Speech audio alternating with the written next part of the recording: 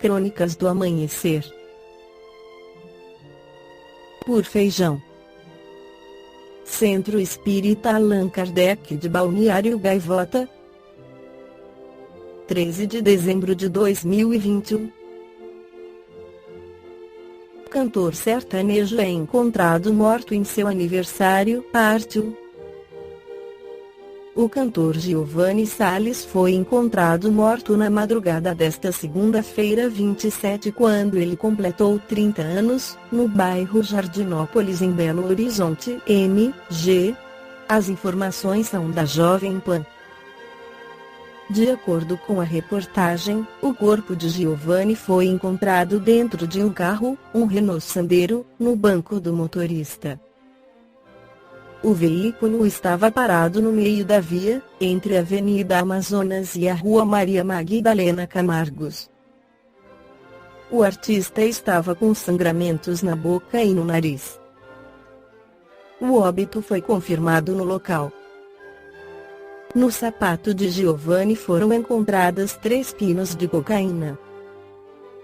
A perícia, que constatou que não havia sinais de violência no corpo, ainda avalia a causa mortis do artista.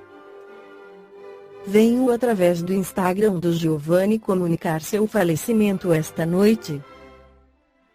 Estamos inconsoláveis com essa perda repentina, comunicou a família do cantor nas redes sociais. Giovanni deixa a esposa e um filho de 1 ano de idade. No Livro dos Espíritos, Allan Kardec esclarece sobre o fenômeno da morte nas questões 68. Qual a causa da morte dos seres orgânicos? Esgotamento dos órgãos. A poder-se comparar a morte à cessação do movimento de uma máquina desorganizada? Sim, se a máquina está mal montada, cessa o movimento; se o corpo está enfermo, a vida se extingue. 69. Por que é que uma lesão do coração mais depressa causa a morte do que as de outros órgãos? O coração é máquina de vida, não é, porém, o único órgão cuja lesão ocasiona a morte. Ele não passa de uma das peças essenciais. 70.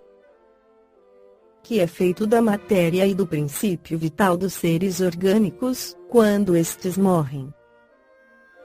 A matéria inerte se decompõe e vai formar novos organismos.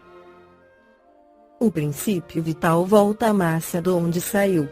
Morto o ser orgânico, os elementos que o compõem sofrem novas combinações, de que resultam novos seres, os quais aurem na fonte universal o princípio da vida e da atividade, o absorvem e assimilam, para novamente o restituírem a essa fonte, quando deixarem de existir.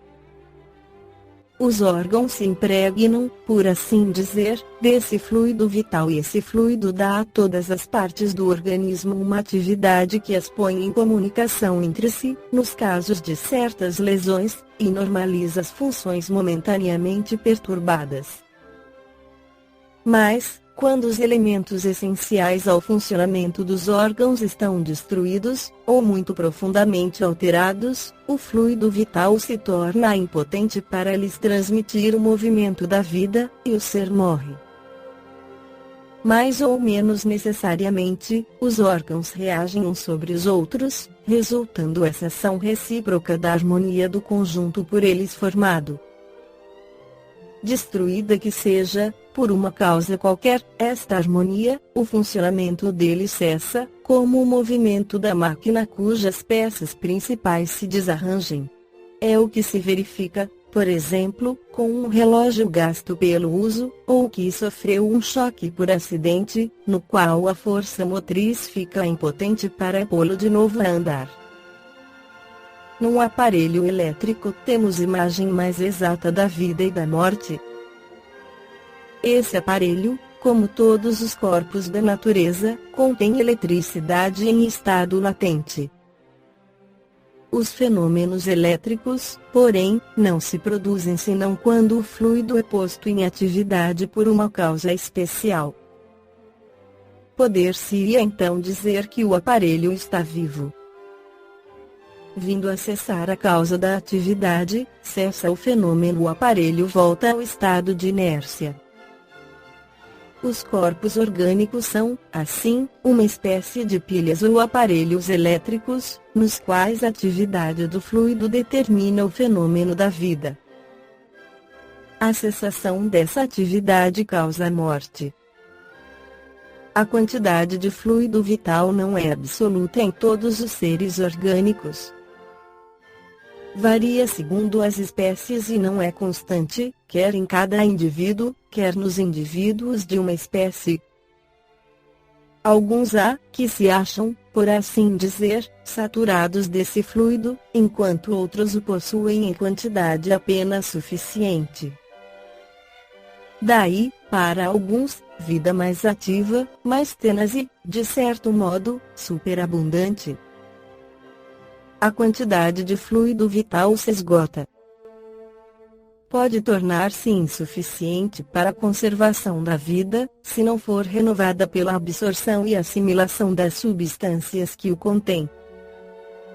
O fluido vital se transmite de um indivíduo a outro. Aquele que o tiver em maior porção pode dá-lo a um que o tenha de menos e, em certos casos, prolongar a vida prestes a extinguir-se. Balneário Gaivota, 13 de dezembro de 2021. Por Feijão. Centro Espírita Allan Kardec de Balneário Gaivota. Que a paz esteja com todos.